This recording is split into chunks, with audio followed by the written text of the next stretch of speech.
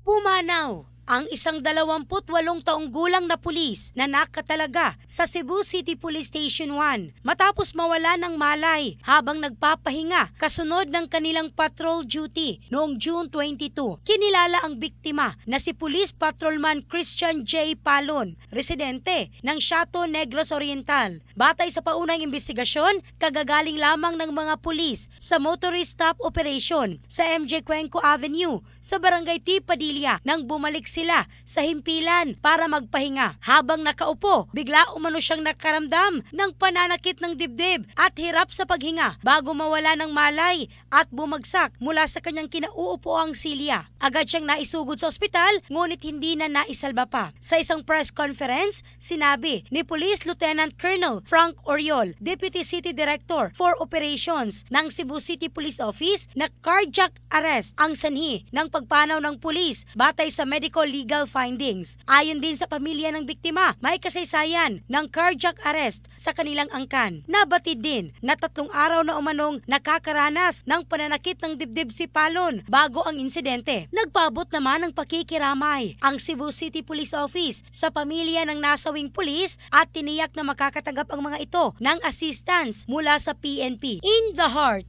of changing lives, ako si Michelle Craste ng Brigada News Philippines, the Music and News Authority.